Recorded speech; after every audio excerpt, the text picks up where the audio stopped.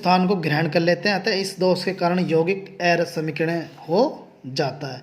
और देखिए क्रिस्टल जालक में ऋणायनों के द्वारा उत्पन्न रिक्त स्थान जिनमें इलेक्ट्रॉन भरे होते हैं उन्हें एफ केंद्र या रंग केंद्र कहते हैं। देखिए जैसे यहाँ पर दिखाया गया है, यहाँ पर देखिए एक मैंने जालक बनाया हुआ है, जालक में देखिए प्लस और माइनसों की संख्या यहाँ पर है। यहाँ से क्या हुआ, हमारा एक माइनस वाला जो ऋणायन है वो चला गया, तो इसके देखिए इस जगह पर क्या आ जाता है, एक इलेक्ट्रॉन आ जाता है, और इसी इलेक्ट्रॉन को क्या कहा जाता है, एफ केंद्र या रंग केंद्र कहलाते हैं।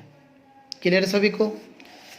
ठीक है, अब बात करते हैं देखिए नंबर 2, क्रिस्टल जालक के अंतरकाश में रिक्त स्थान धनायन उपस्थित होने के कारण। कि जो जब किसी भी अंतरकाश स्थान में क्या आता है, कोई भी धनायन आ जाता है तो उसके कारण जो उत्पन्न दोष होता है उसे ऋणायन न्यूनता दोष कहते हैं। ठीक है, देखिए इस प्रकार के दोष में ऋणायन के गैसीय अवस्था में जालक से बाहर निकलने के कारण उसमें संबंधित इलेक्ट्रॉन अंतरकाशी स्थान में ग्रहण कर लेते हैं तथा विद्युत उत्साहता बनाए रखने के लिए उस ऋणायन का संगत धनायन भी क्रिस्टल जालक के अंतरकाशी स्थान को ग्रहण कर लेता है। देखिए जब भी कोई, इसमें मैं आपको समझाता हूँ क्रिस्टल के माध्यम से। यहाँ पर हमने कोई क्रिस्टल बनाया हुआ है, इसमें सबसे पहले क्या होता है, कोई एक धनायन अपना स्थान छोड़कर अंतरकाशी स्थान में आ जाता है, तो उसकी उदासीनता बनाए रखने के लिए कोई एक ऋणायन भी या कोई एक इलेक्ट्रॉन उसकी उदासीनता, क्रिस्टल की उदासीनता बनाए रखने के लिए अंतरकाशी स्थान में आ जाता है, और उससे प्राप्त होने वाले दोष को ऋणायन न्यूनता दोष कहा जाता है।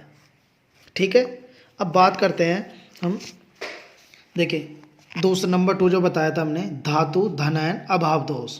इसमें 2 प्रकार के होते हैं, एक धनायन का जो मैंने आपको बताया था धनायन न्यूनता दोष होता है और ऋणायन अधिकता दोष होता है।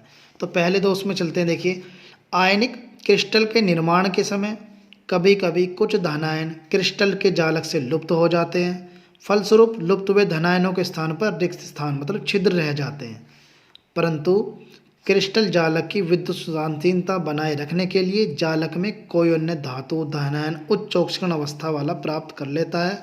यह दोष परिवर्ती ऑक्सीकरण अवस्था प्रदर्शित करने वाले तत्वों के यौगिकों में पाया जाता है। परिवर्तित ऑक्सीकरण अवस्था, जो कोई भी तत्व एक से अधिक ऑक्सीकरण अवस्था प्रदर्शित करता है उसे ही परिवर्ती ऑक्सीकरण अवस्था कहा जाता है। तो देखिए यहाँ पर जो हमारा धनायन है, उसने एक अंतरकाशी स्थान छोड़ दिया है। ठीक है, और जो यहाँ से धनायन कोई स्थान चला जाता है तो ना तो अंतरकाशी स्थान में जाता है और ना ही जालक को छोड़ कर जाता है, वो कहाँ जाता है, किसी भी एक धनायन पर चला जाता है जहाँ पर धनायनों की संख्या बनी रहती है और उसमें उदासीनता भी उसकी बनी रहती है। ठीक है, उसके बाद नंबर 2 था जालक के अंतरकाशी में अतिरिक्त ऋणायन होने के कारण।